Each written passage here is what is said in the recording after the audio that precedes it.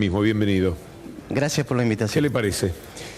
Me parece que es un error grave del gobierno operar para que el Senado no apruebe lo que ya se aprobó en diputados, que tiene un consenso de todas las centrales sindicales. Hoy estuvimos la CGT, las dos CTA y el Movimiento de Acción Sindical, el MASA.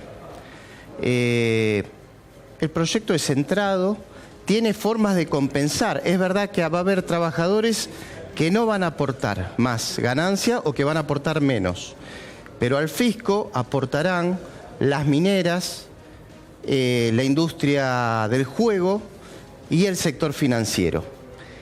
Y aparte otro tema, los trabajadores que tengamos 2.000, 3.000, 5.000 pesos más en el bolsillo, porque no tributamos ganancia, vamos a ir al supermercado, al almacén y lo vamos a volcar a las provincias, de manera tal, a las provincias, a la ciudad de Buenos Aires, los que vivimos, de manera tal que no va a haber ningún agujero fiscal, como lo sabe el gobierno y por algo lo proponía en la campaña. El IVA, por ejemplo, va a tener una recaudación muy superior y ahí el gobierno tiene muchísimo para recibir. La herramienta que iba cuando tomó asiento Eduardo a mencionar que utiliza el gobierno es decir que va a haber un gran agujero fiscal y que ese agujero equivale a todo lo que está previsto de obra pública para el año 2017. Y los gobernadores y los intendentes, todos dependen muchísimo de esto. Me parece que ese fue el elemento de que disuadió a muchos gobernadores de acompañar la medida. Sí, y la coparticipación.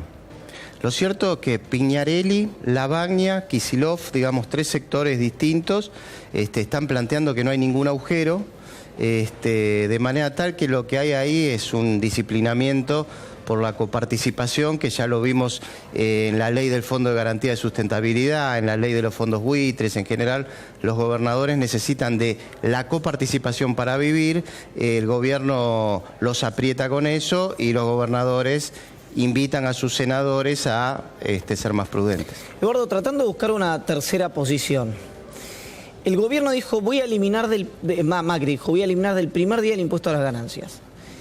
Viene y cuando la oposición hace un proyecto que pone el mínimo imponible en 44.300 pesos para casado con 2 hijos, que a mí me parece alto como mínimo imponible, yo sé que esto es antipático, el gobierno directamente dice, no, esto no lo trató.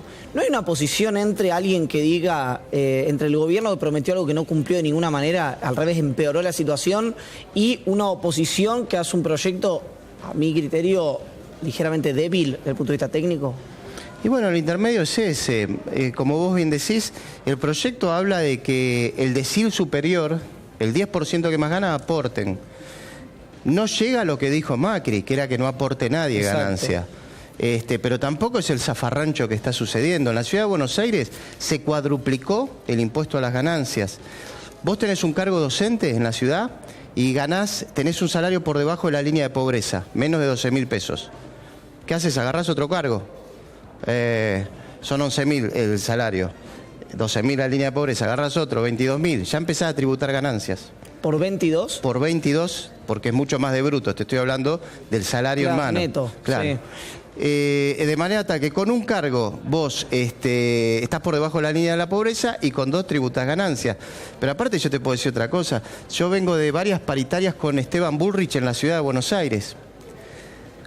Él, en todas las paritarias de los últimos 7 años, porque antes estuvo Narodowski, ponía, quiero poner algo yo como ministro, que los docentes no tienen que tributar ganancias. Me decían, vos sos ministro de la Ciudad de Buenos Aires, no sos legislador. No importa, los principios. Y los principios no se negocian. Ningún docente tiene que tributar ganancias. Lo cierto es que se le dio la oportunidad a él de ser ministro de la ciudad a ser ministro nacional. Aumentó, pero en la Ciudad de Buenos Aires por 4, en el resto del país por 2. Por ejemplo, maestros de la Patagonia, maestros de la cordillera, de San Juan, Mendoza, que tienen un plus por zona desfavorable, una escuelita en el medio de la cordillera, les descuentan ganancias. Bueno, eso es una barbaridad. Entonces, para nosotros es claro, para las economías regionales también. Vos lo sabés que ese maestro de la cordillera, si deja de tributar ganancias, no la va a poner en Panama Paper, digamos, la plata. ¿Dónde la va a volcar? La gasta. Eso es para el gobernador de San Juan, para el gobernador de Mendoza, economía. Pero aparte yo no quiero dividir en buenos, malos, más o menos. Es así. Las mineras, el juego, el sector financiero, sean de derecha, de centro o de izquierda, la plata que ganaron porque le sacaron los impuestos se la lleva afuera. Los trabajadores, sean de derecha, de centro o de izquierda, la plata que van a ganar si sube el mínimo de ganancia, ¿dónde la van a volcar? En el almacén de la esquina. Entonces, más allá de las consideraciones, que tengo una consideración que tienen que aportar el que más gana, pero más allá de eso, el que menos gana es proveedor del círculo virtuoso de la economía, porque la vuelca en la zapatilla de la hija. El que más gana, que ya la hija tiene 5.000 pares de zapatillas, se la lleva.